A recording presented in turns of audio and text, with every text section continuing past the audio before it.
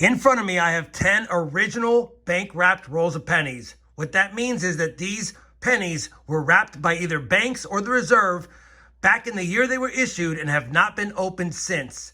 A lot of times you'll go online and look at OBW, original bank-wrapped rolls, and wonder if they're legit or not. These are hand-labeled by the person who owned them prior to me, and they're 1964 Phillies. Now, these 7 up here all have a heads and a tails reverse, but I have 3 of them that have a tails and a tails reverse, which I'm always not too fond of when it comes to housing or storing or collecting original bank wrap rolls. I figured I'd kick it off with these 3 rolls today, open them live, and see if we can find the very valuable 1964 DDR penny.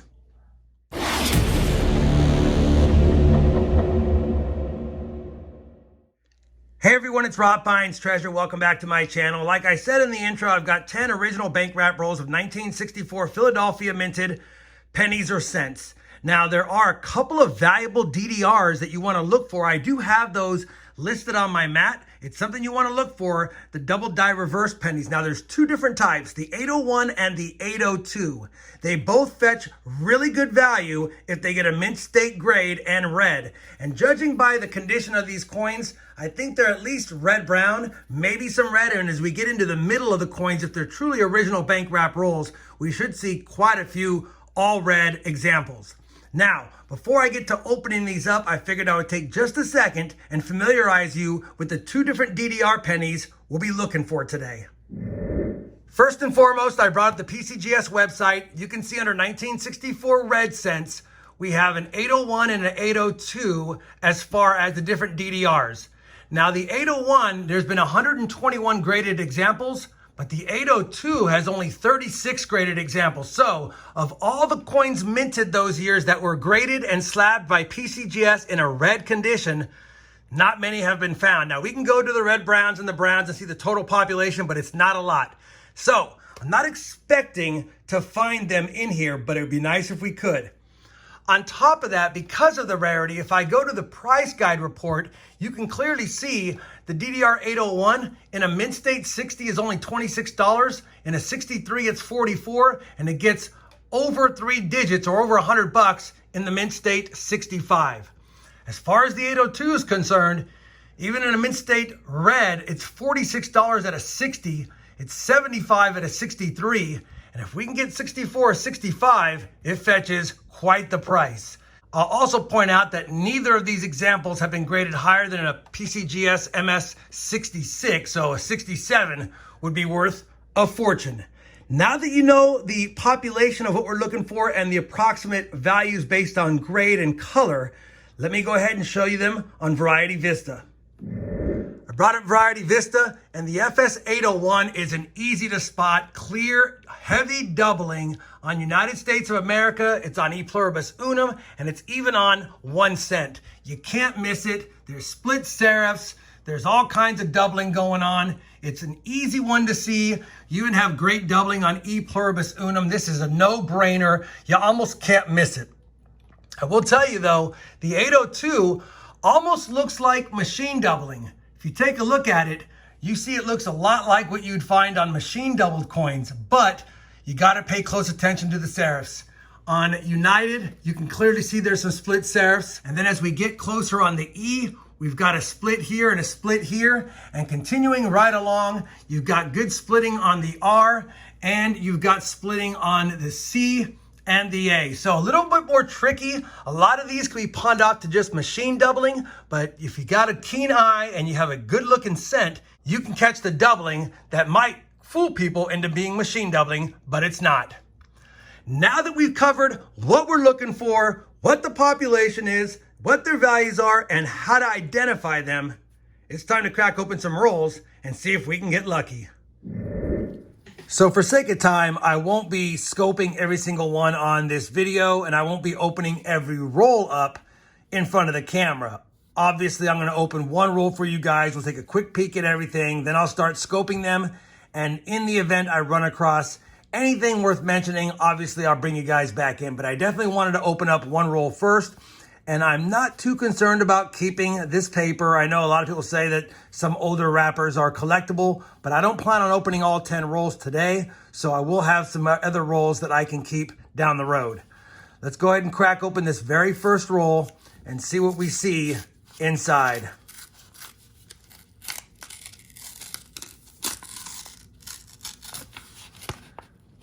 So the first thing I notice is that a lot of the edges look like they have a little bit of toning, which tells me they have been wrapped for a while.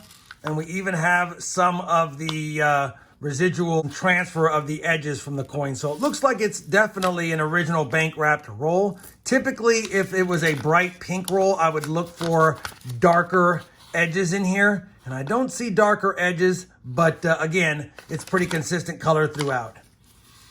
They definitely look like they are going to be in high quality mint state red condition. These bad boys look fantastic, to be honest. So typically in the 60s and 70s, you get a lot of damage, or when they're minted, they clink around in the bank bags and they don't look as good. And these look like they're in pretty nice shape. Now that we've opened them on camera, definitely looks like we have a lot of dandies in here. Definitely look like they were preserved and capsuled for a long time and not just left open to the elements, because we don't have any toning or end toning or anything like that. So at this point, I'm going to go ahead and start scoping them now, and I'll be back if I find something. If I find nothing in this first roll, maybe I'll open another roll live. We'll have to see. But I'll be back in just a moment after I scope them, unless I find something during the scoping process. Well, we've gone through the very first roll of OBW 64p pennies. You know, they all looked really nice. Here's a good example of a really nice one, probably in a 65 or 66 red.